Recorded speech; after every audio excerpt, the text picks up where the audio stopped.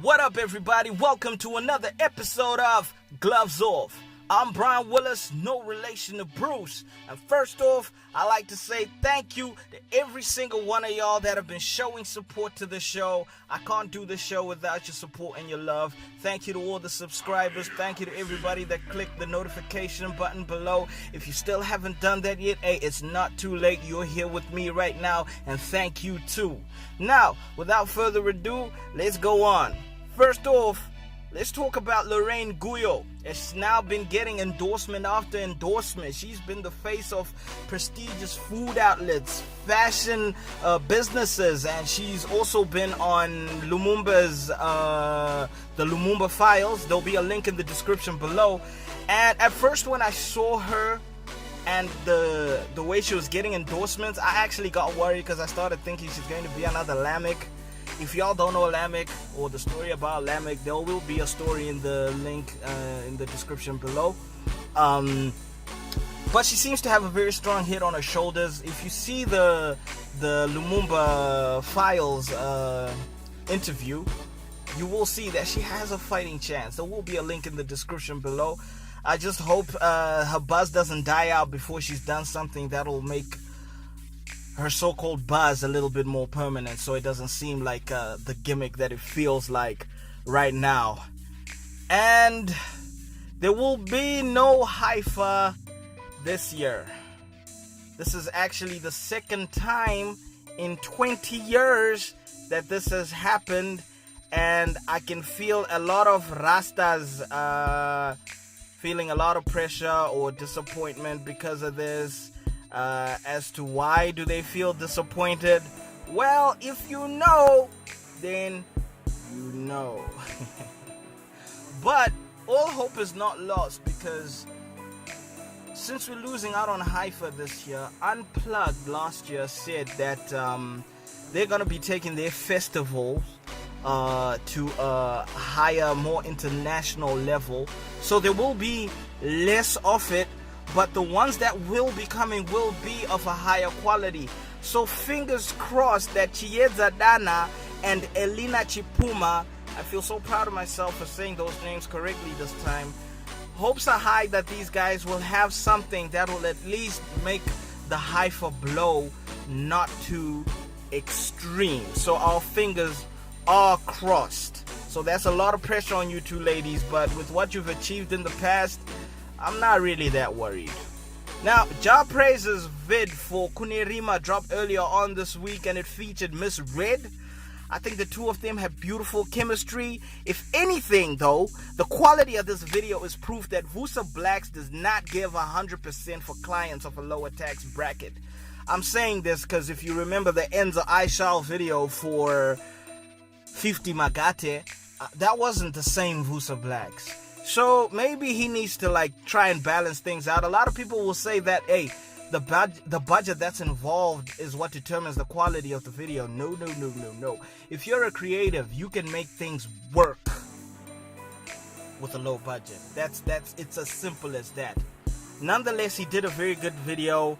And as much as it's a great video, I can't help but sense a bit of monotony from Jah Prayzah. I'm not really a hardcore fan, so maybe I'm not the right person to say it, but as a consumer of the arts, I'm going to say it anyway. I feel Jah Prayzah needs to rotate people in the industry when coming up with music or videos. Too much of Vusa Blacks on the videos and too much of DJ Tamuka on the beats can bring about a certain repetitive feel to his music. And obviously, it's not to say Vusa and DJ Tamuka are bad. No, they are brilliant at what they do, but they are human. They can only be used a certain number of times before the whole thing feels like it's been done before. Sure, they pulled groundbreaking numbers in 24 hours. In fact, they broke the record for the most views in 24 hours on a Zim song on YouTube. But the record wasn't held for long. And an artist who I feel is utilizing a lot of the artists in the industry in Zim, Winky D, also dropped a spectacular video this week for the song Magate featuring Gemma Griffiths, which blew Jah Prayzah's record out of the water.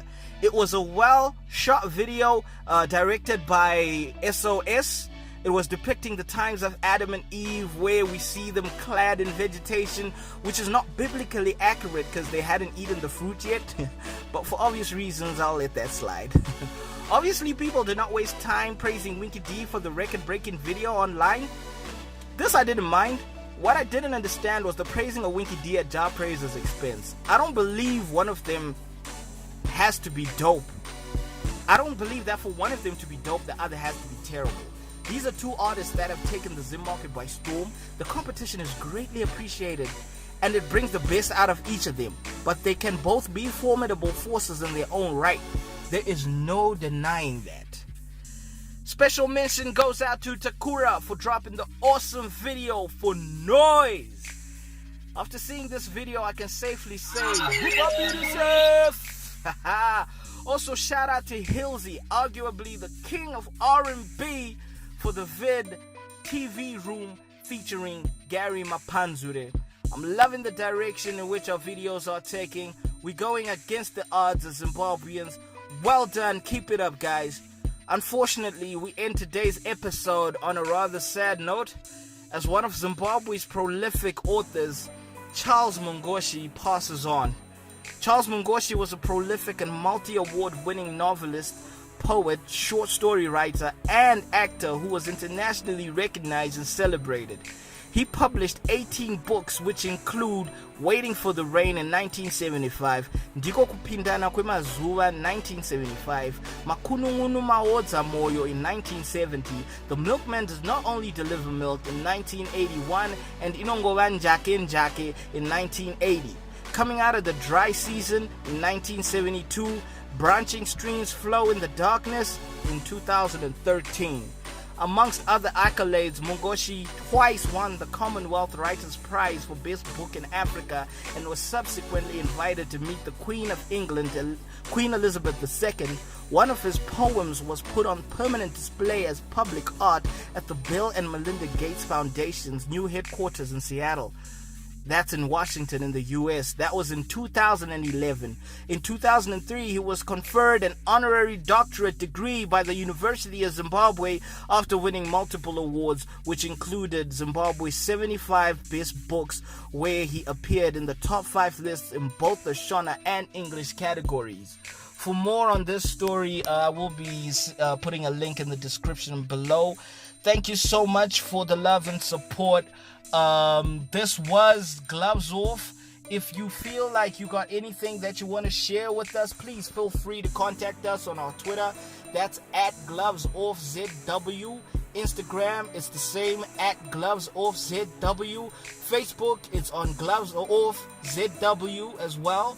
And our email is GlovesOffZW@gmail.com. If you got any business propositions that you want to discuss with us, we are more than willing to listen. Thank you so much for the love and support. This is Brian Willis, no relation to Bruce, and this was another episode of Gloves Off.